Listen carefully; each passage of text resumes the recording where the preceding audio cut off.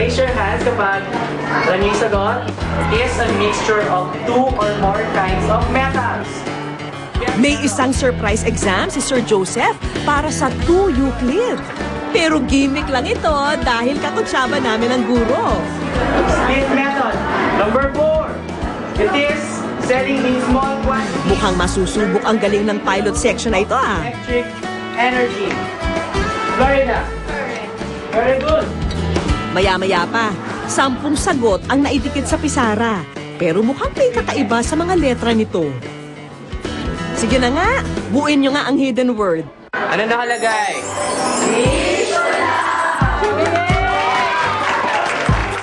Ito bilang part ng may bibigay ko, mas-share ko sa school na to, sa mga estudyante ko din. Sa mga first-time students ko, katulad nyo, nag-email ako sa Mishula. Dahil dyan, may field trip tayo ngayon.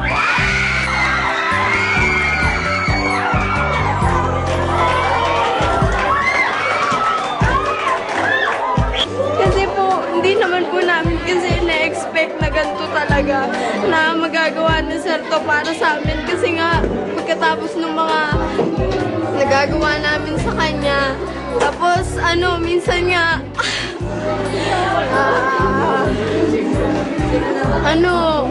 minsan hindi na kami sumusunod sa kanya. Minsan nababastos namin siya kapag nagtuturo siya, nagre-reklamo kami na gabi na, manonood pa kami ng first time. Hindi po namin na-expect na gagawin pa to ni Sir. So yun po. Oh, tama na ang drama. Oras na para sa adventure nyo.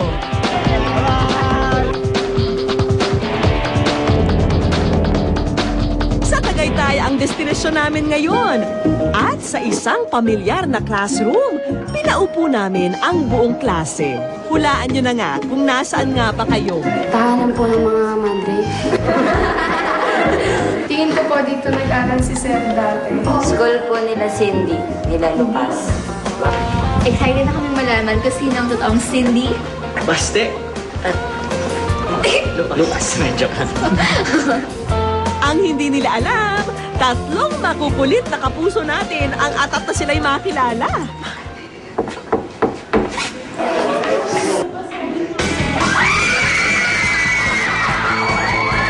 Nakabibingi ang tilian pagpasok ni Jake. At nang makita naman nila sina Joshua at Barbie, naku, tila sukdulan na ang tuwa ng buong klase. Balita kasi namin, meron talaga totoong Cindy, Lucas, tsaka Master.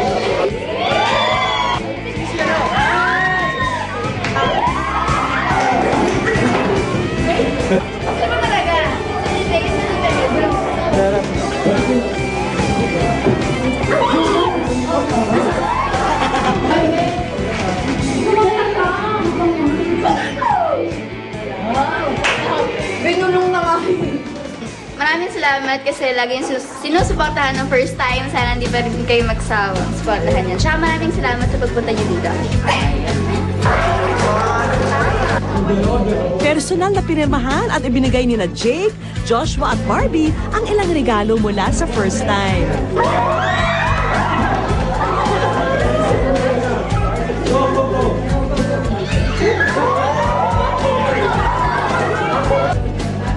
Gusto namin magpasalamat kasi nag-effort kayo araw-araw para marunong first time. Diba? Si Sir, pinipilit siya pang bigay na maaga. So, thank you po. Siyempre, huwag niyo kalimutan gawin mo yung mga assignment niyo bago yung start yung first time. Thank you! Hindi po. Siyempre, marami kami naging kaibigan dahil sa inyo. Sino? Tulad niya? Tulad nila. Thank you! Anong pangalan? Salamat sa inyong tasdo kasi alam ko naman busy schedules nyo. Pero nag-effort, meron nag-effort and then kayo napunta kayo dito. So, alam ko din na matutuwa itong mga estudyante ko dito kasi kaya, yan. Alam ko kung natuwa sila, masaya na rin ako.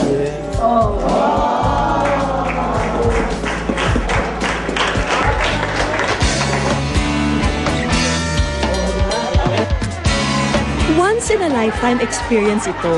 Kaya sa pagkakataong ito, kanya-kanyang moment na ang mga fans kasama ang mga hinahangaan. Dahil ika nga nila, malilimot nila ang lahat Ngunit hindi ang kanilang first time. Marami pong salamat sa inyong walang sawang pagtangkilik. At dahil na rin sa inyong suporta, nakatanggap po ng pagkilala ang Wish Ko Lang bilang Best Public Service Program sa USTV Awards, Gandingan Awards, at Gawad Tanglao. Kung kayo po'y may hiling para sa sarili o sa inyong kapwa, lumiham lang at ipadala sa Wish Ko Lang, care of GMA Network Center Incorporated, EDSA Corner Timog Avenue, Diliman, Quezon City.